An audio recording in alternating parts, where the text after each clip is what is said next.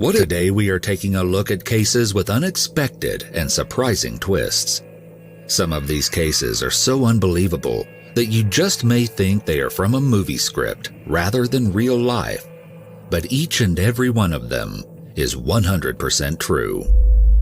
Our first case is shocking and complicated, with more twists than you will ever see coming.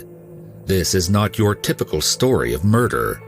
It is more than just one tragedy, but many wrapped up together in an almost unbelievable way. As a teenager, Sharon Marshall appeared to have the whole world open to her. She was reportedly a lieutenant colonel in the ROTC and one of the best and brightest students in her class, an undeniably intelligent young woman with a kind heart to match. Upon graduating from high school in 1986 from Forest Park, Georgia, Sharon had earned a full-ride scholarship to the Georgia Institute of Technology with the plan to study aerospace engineering so that she could fulfill her dream of working at NASA. Despite this incredible opportunity, Sharon never went to college, as she was harboring a secret. Sharon was pregnant during the final months of high school by her boyfriend, who she never told about the baby. Sharon hid her secret well, and she ended up giving birth and allowing a wealthy couple from Texas to adopt the baby boy. However, the pregnancy had shaken up her life plans, and at one point, she apparently even tried unsuccessfully to run away with her boyfriend. After losing her chance to attend college, Sharon ended up moving to Tampa, Florida for a new start with a man named Franklin Delano Floyd. Despite having moved with Frank, Sharon started to date another man, and she was soon pregnant for a second time. She once again never told the baby's father about the pregnancy. This time, however, she chose to keep the child and raise it with Frank.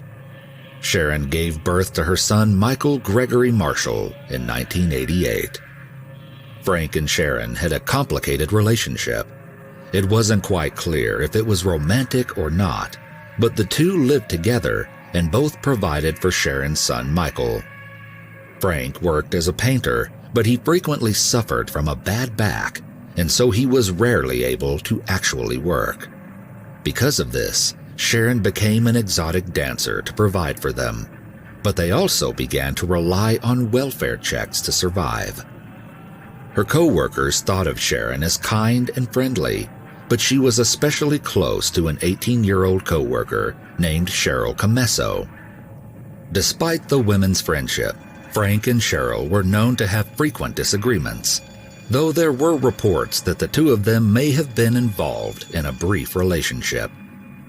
On a weekend in 1989, Frank, Sharon, and Cheryl went on a boating trip together, where a fight broke out between Cheryl and Frank. Following the argument, Cheryl allegedly reported Sharon to social services for misrepresenting her true income as an exotic dancer. Sharon had been hiding some of the money she made to still get checks from the government, but Cheryl's call meant that Sharon no longer qualified for welfare aid.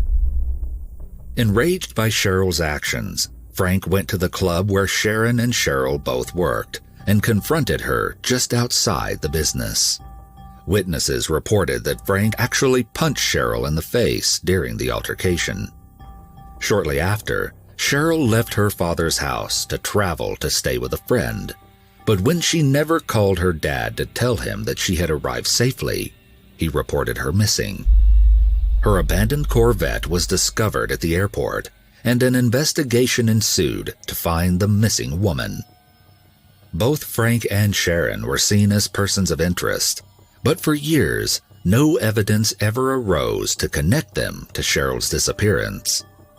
The two quickly packed up and left the area, which only increased suspicion, especially since they started using different names as they traveled.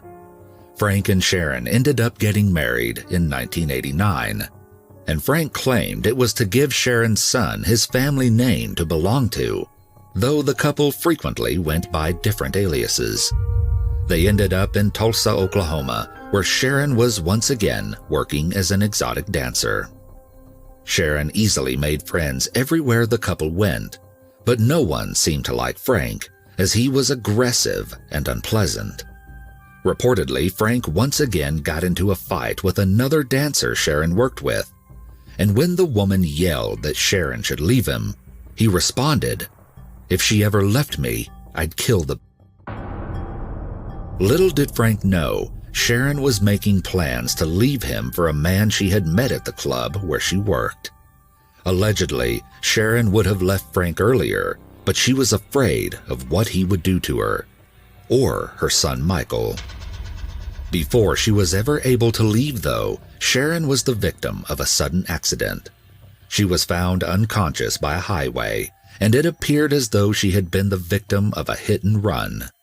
Frank claimed that he was asleep at the time of the accident. Though rushed to the hospital, Sharon never regained consciousness. Her friends from the club would come to visit her where she recovered, and many claimed that she was getting better, but Frank soon banned them from seeing her without explanation. 5 days after the incident, Sharon died from her injuries, but many were suspicious of Frank's strange actions, especially since Sharon seemed to be recovering before suddenly dying.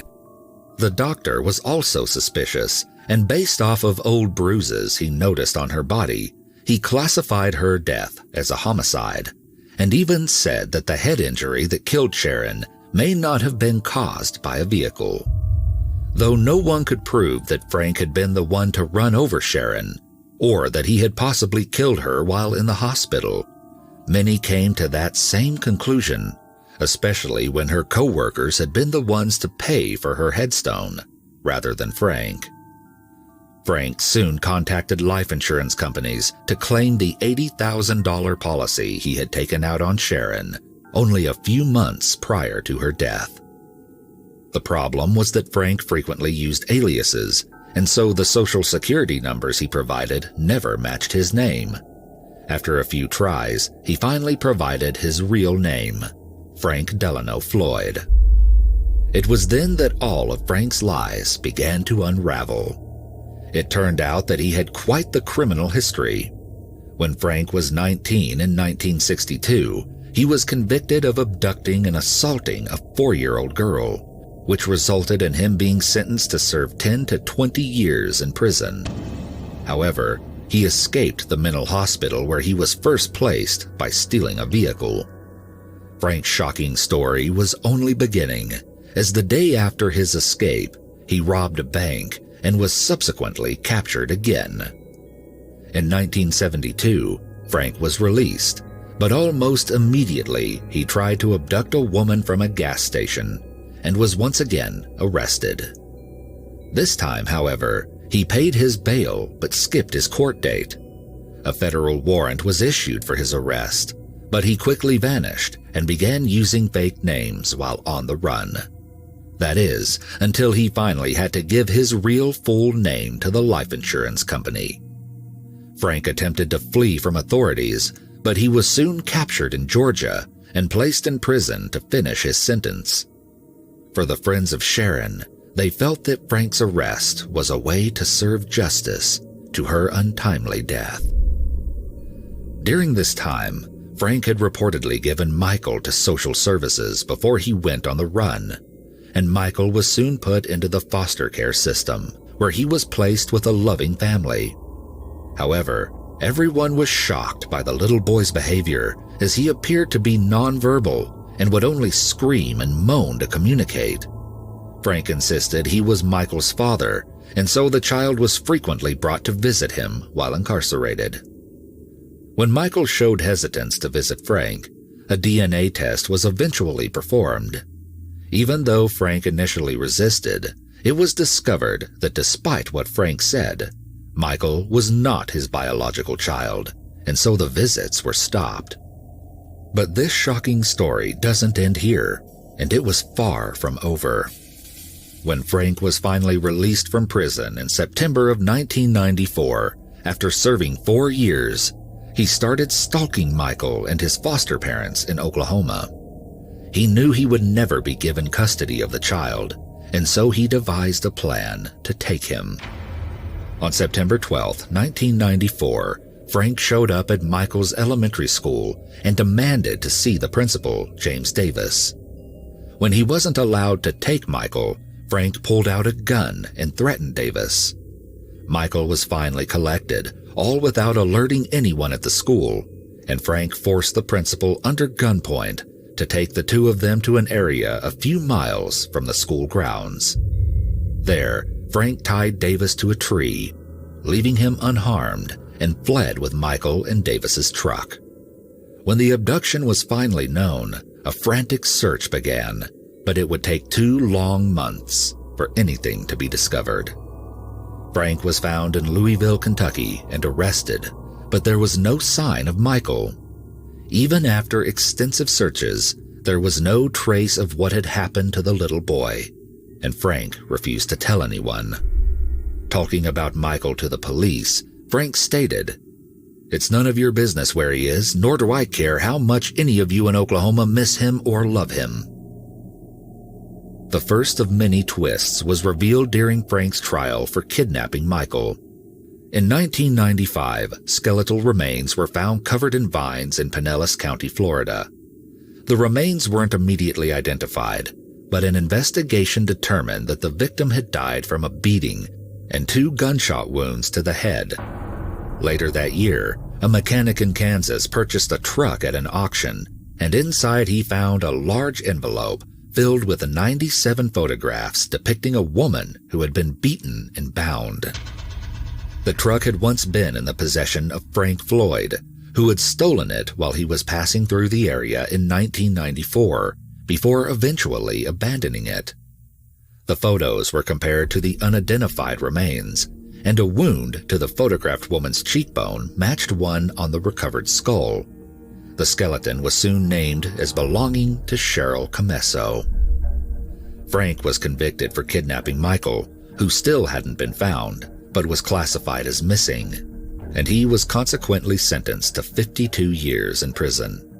He then went on trial for the murder of Cheryl Camesso, where he was found guilty and sentenced to the death penalty. But the photos uncovered in the truck revealed something else even more shocking, bringing to light another twist in this case.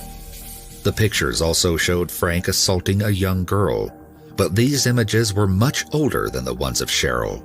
A search began to find the identity of the girl. This is where the case took an alarming turn. It wasn't until 2014 that Sharon's true identity was officially uncovered. To find the truth about Sharon and the pictures, we have to go back. After being released from prison, and while he was on the run for attempted abduction, Frank got married in the mid-1970s to Sandy Chipman. At the time, he had used the alias Brandon Williams, and so Sandy hadn't known who he really was.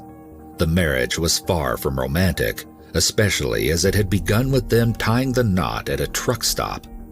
Sandy had 4 kids at the time, and she herself didn't have the cleanest record.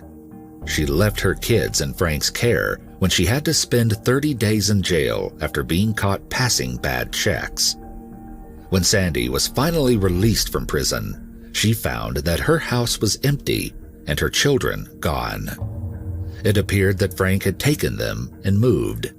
It took Sandy years to figure out where her children had ended up, but she eventually found 2 of her daughters, Allison and Amy, living with a social services group. Despite this, Sandy couldn't locate her oldest daughter, Suzanne, or her son, Philip. Her son was eventually found when, as a grown man, Philip came forward and had a DNA test to reveal that they were related. Frank had put him up for adoption, but what happened to Sandy's oldest daughter is even more shocking. Sharon Marshall's real name was Suzanne Marie Savarkis, and she was the daughter of Sandy Chipman. In a truly alarming twist, Frank had taken Sandy's children and split them up over different social services groups, but raised Suzanne as his own daughter. Frank and Suzanne moved frequently and across several different states. Frank told many different stories to those around him about how he had come to care for the young girl, but in most, he claimed to have rescued her when she was abandoned by her parents. At this time, he was calling her by the alias of Tanya Hughes. Yet by the time that the young girl graduated from high school, she was going by the name of Sharon Marshall. It turns out that Sharon was kidnapped as a child by Frank, her own stepfather, who raised her, frequently assaulted her, later married her when she was an adult, possibly killed her, and then kidnapped her child after she died. It was a twist that investigators found too unbelievable to be real, and yet it was true. Also revealed in 2014 was that after almost 20 years of lies, Frank finally admitted to what many had suspected by this time, that he had murdered Michael by shooting him while on the run. He had hidden his body along Interstate 35, but an intensive search didn't reveal anything. It was later concluded that Michael's body may have been eaten by wild hogs in the area.